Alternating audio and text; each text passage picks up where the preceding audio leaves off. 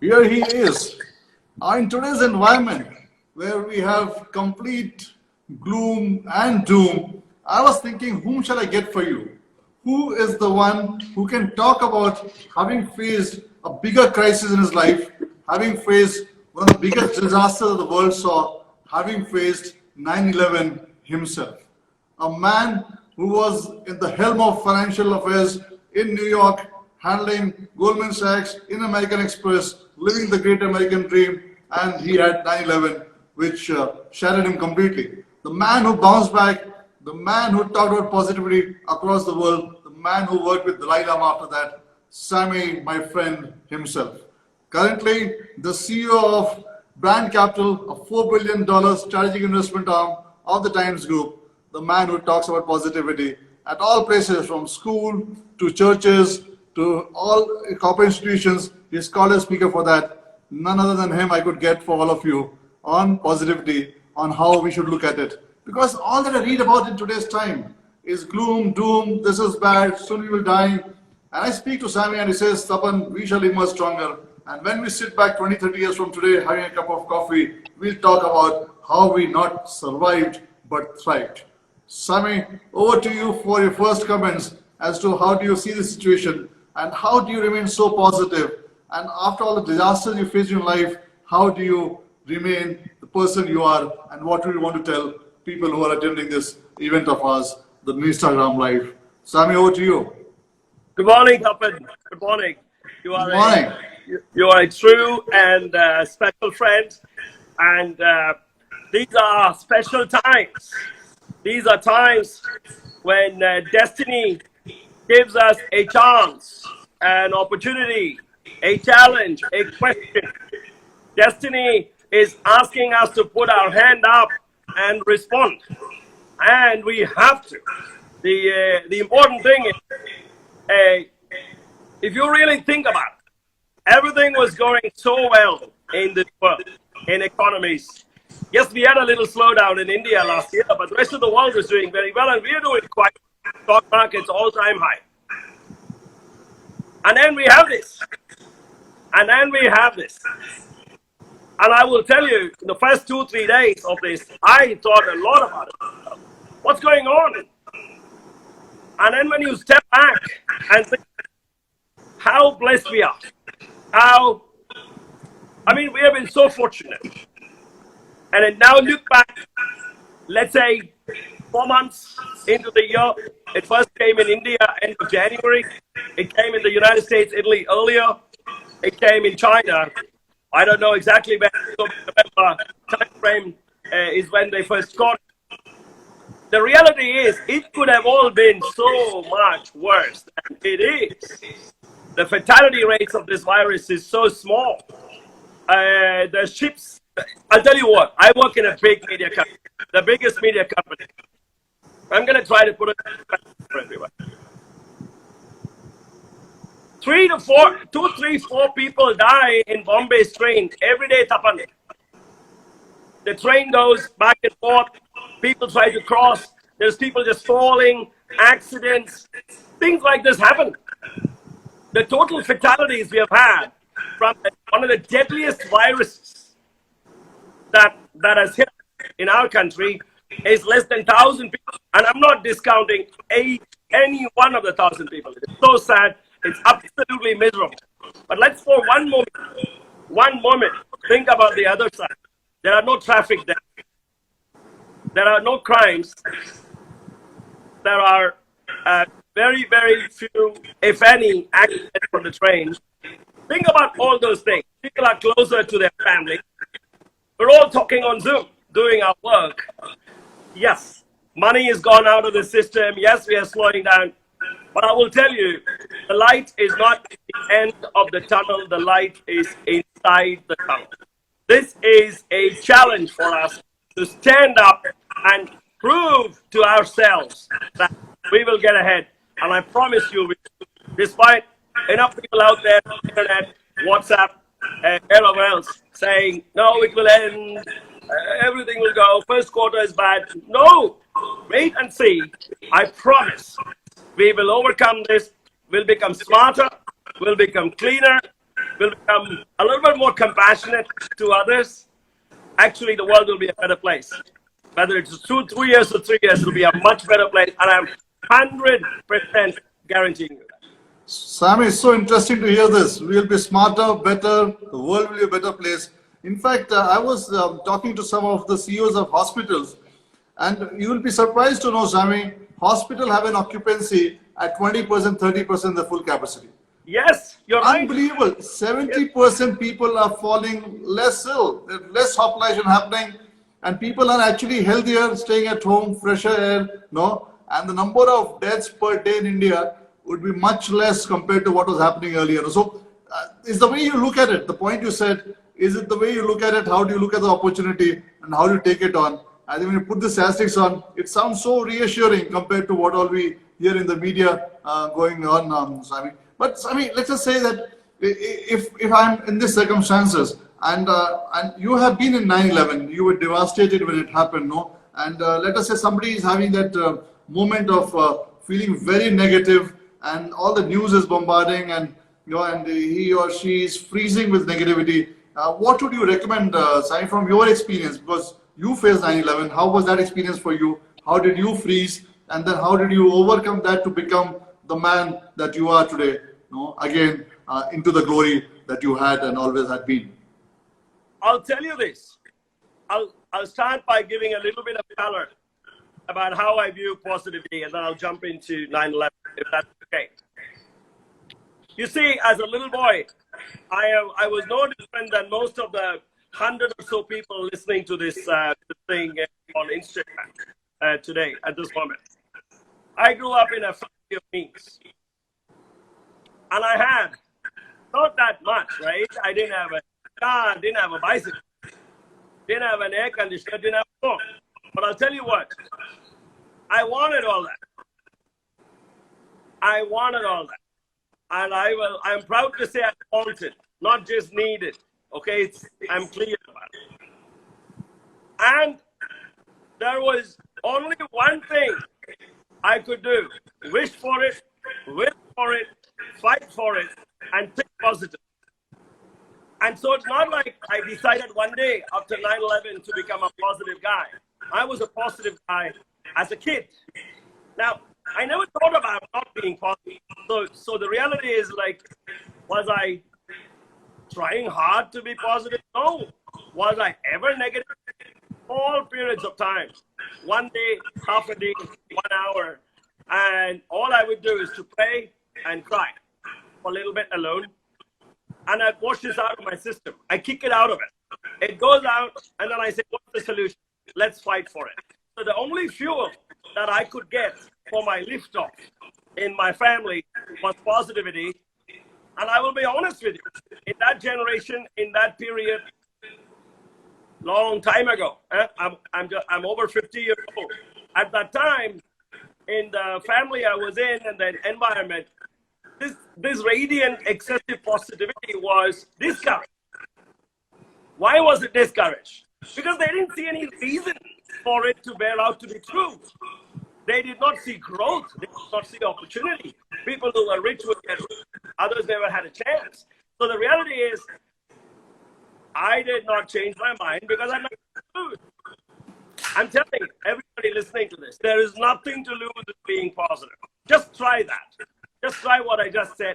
Think positive for like fun, and you'll be like, it is easy. So when I entered 9/11 with this background, yeah, it was so bad. I saw people, get hurt. It was very, very traumatic. It was right there on the road. And I was totally fine in the beginning, and then I got injured.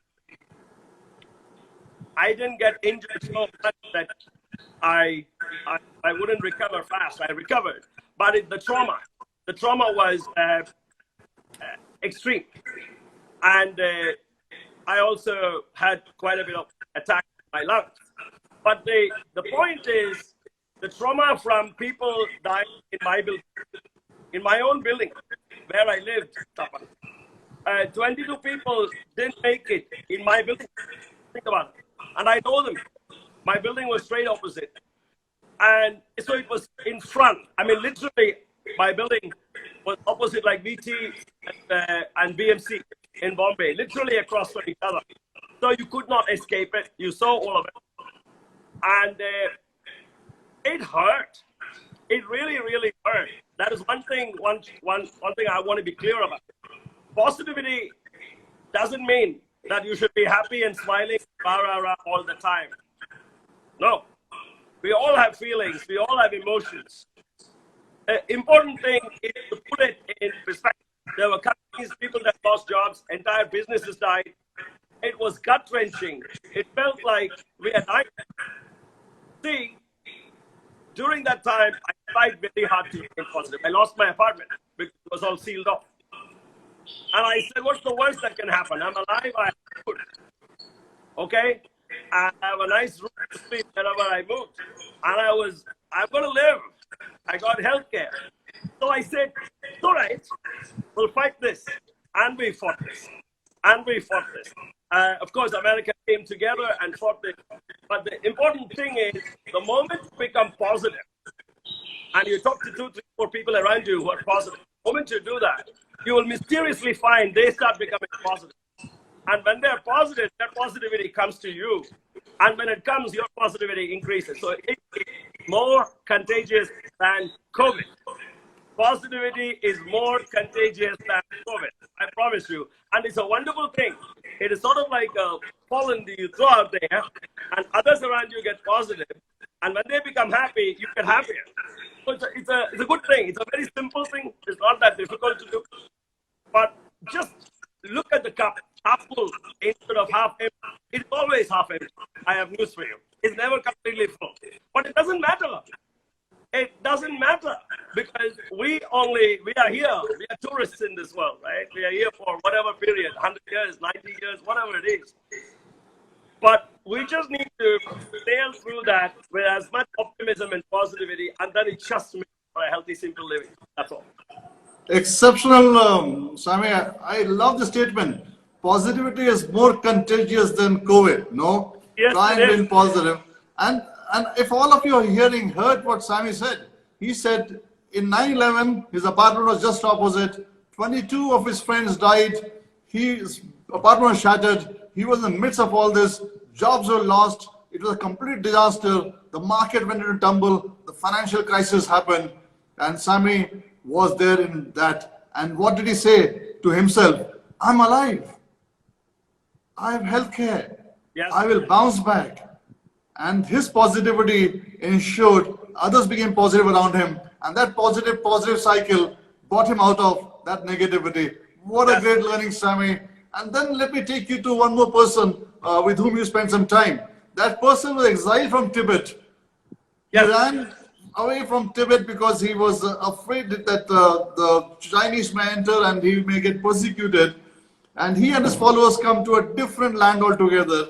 Yes. The Dalai Lama himself, with whom you spent some time. Now that's again a very good example of positivity. A man who had to leave his home, his entire empire, if I may say so, and with his followers moved to a completely new land where he knew nobody, he had nothing with himself. How was the experience with him, and how about his positivity of being there, of still spreading positivity and happiness across the world in spite of him losing everything? Is he not a big influence in your life, and what you learned from him when you were with him, working for him and helping him set up his strategy and his work which he was doing there? See, and that's linked to the 9/11 experience as well for me, because I did that soon after that, right? It was a heady time for the rest of the world, even people in places like California, which is in America. This was a TV event. It was a TV event. It was a news event. They did not get impacted the same way some people got impacted in southern Manhattan. So it's somewhat difficult. I am not saying they did not see it, they did not empathize, they did not feel bad, but I'm saying when you were there in New York, and New York is a city, in my opinion, for which the word freedom was written. The word freedom, if you want to understand the definition of the word freedom in real life, just go to New York City and walk. Not right now. Let's wait 1 year and then go. That is the definition of the word freedom. Freedom to go around anywhere you want, eat what you want, meet people. You can rise from ashes to success like a phoenix in New York City. It rewards excellence. There is a completely unfiltered. Now, and I love this city. I called it home for more than 20 years. But what I'm saying is this city, the entire DNA of the city was attacked by what happened. Our freedoms went away. It put us inside a crucible. We had to think what this means, And there was a collective wisdom, a collective positivity amongst New Yorkers that we will not let this change our way of life. And New York City, within 6 months, 1 year, went straight back to where it was. And I had a chance to introspect myself during that time. See, what am I doing? What do I want to do? I would not have asked that question but for that adversity. That adversity is what opened the door a little bit and make me ask the question. I'm a banker. I am happy. I am fine, healthy. Really, what should I do? This thought was in my head. And then in came a call. Okay, so there was fuel, and then the match came. The little flame came. And that's why the ignition happened. The fuel was not there. There will be no ignition. My mind was ready for that incoming call. And when that happened, I said, wow, this is something sent to me. And this is something scary. But I said, no, I should try this. And that's why I tried it. It was quite different. I did not know, I was a big admirer, still am, of the Dalai Lama. His fight for freedom, equality. He's a Tibetan Buddhist, but he doesn't push his religion on anybody. He doesn't push his way of life on anybody. He's not a preacher per se who asks you to convert to his religion. He won't do any of that. His entire logic is be happy, live a good life, you will always be healthy and well and feel good in your heart. So I had it and I went there without knowing it. That, if you ask me, much more risky than any other thing I did because I didn't have the competence, the education, the skills, none of it. Experience to deal with a land, a people, a person, His Holiness, and their cabinet. That was there is politics, there is foreign policy, economics, and agriculture, and their hostages in India. So this is a very complicated environment, and that was a challenge that I took on and took. And it's that positivity, that the optimism that I had that allowed me to sail through it. And I'll tell you, I learned so much from that. It was humbling the first 2, 3, 4 weeks or so. And then later, 2, 3, 4 days or so. And then I learned. I adapted. I came out of it and I tried. So I went there to help them make a integrated development, the 5-year planning process for Central Tibetan administration. I came out learning a lot more than I gave them. I gave them nothing. They taught me so much. So the reality is, this time when this COVID crisis is there, I look at this crisis as a message from destiny. To say, Sammy, learn. Sammy, ask a tough question. Sammy, think. Sammy, understand. What could be different? There is a friend of mine. He has a business, which is a nutrition. She would advise people, okay? She's face to face. I took it upon myself. Of course, when the challenge came, she can't meet anybody. Her business was pretty much shuttered. I will tell you, I am helping her think through and take that business online. You will see, during the lockdown, she has made at least 60% of the revenue she made during a good month before lockdown. And by the time the lockdown is over, 70%, 80% of our business will go online. My view is, in every activity, there is a silver lining. We just need to look for it and grab it. There is nothing that is thrown at us. We are in this world to succeed. We're not in this world to fail. We are in this world to succeed. So as long as we look at it that way, we will find a way. That's it.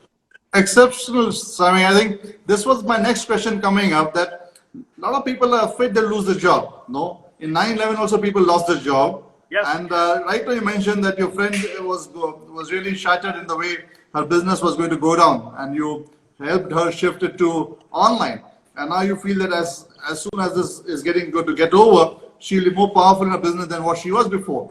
Yeah. How do you relook, redefine, and how do you emerge from this crisis? And a lot of people would like to know, because this is the harsh reality. People, business which was doing very good, let us say ride sharing, or let us say something like co-sharing, co-working, all that is shattered now. Or eating out in restaurants, that may go for a toss. Or employees' job in maybe, and you are hearing about all this. Airlines, people are losing a job, or business not doing good, they may be losing a job. So this is a harsh reality, and you've seen this in the past when you were into the thick of all this. How did people emerge from this? What was the scenario? What people should do, and how should they become more powerful? One incident you gave, but could you share something from your experience of the previous time when people lost their job and things were really gone for a toss? I mean, see, a life well lived is many decades.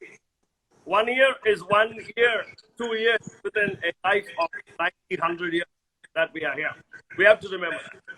I will say this. What I'm doing right now for my work, my business, is not without adversity. We are facing extreme adversity. It is very, very challenging. We have every challenge every other business has. It's not easy. But this thing is upon all of us. The most important thing I think we need to fight this is self-belief. Belief in ourselves. Trust ourselves. Congratulate ourselves. Yes, we can.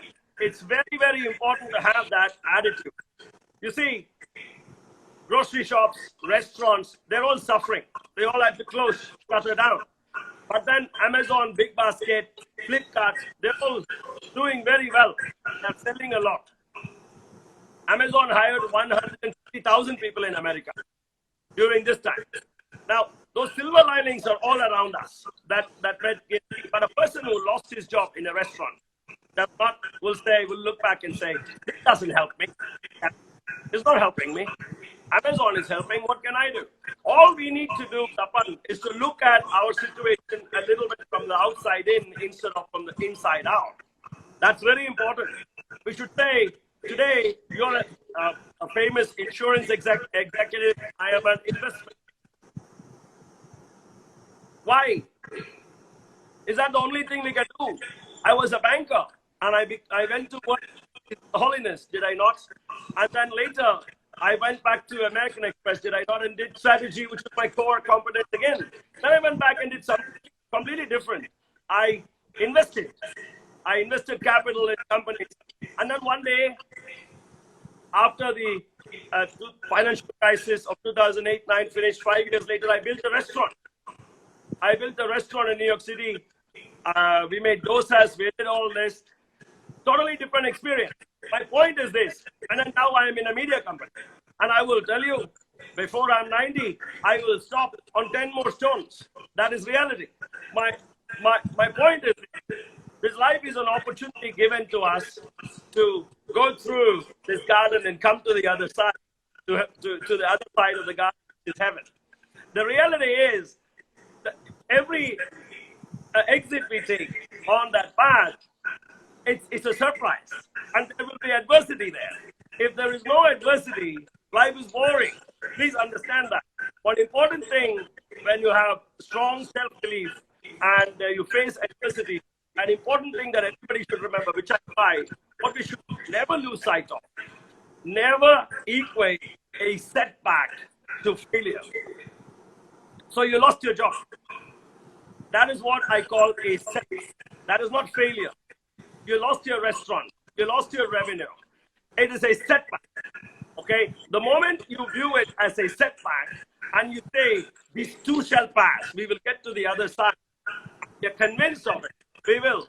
Let me tell you one thing. One of my favorite authors, Paulo Coelho, he said, if you really, something like this, I'm paraphrasing so much, not exactly quoting verbatim. If you really want something, if you really desire, want, wish something, and make it you, the entire universe aspires to make it happen for you. It's so important to wish it, to want it, to feel it. That's a very, very powerful feeling. Once you do that, it is there for you. And I'll give you on this maybe anything for people.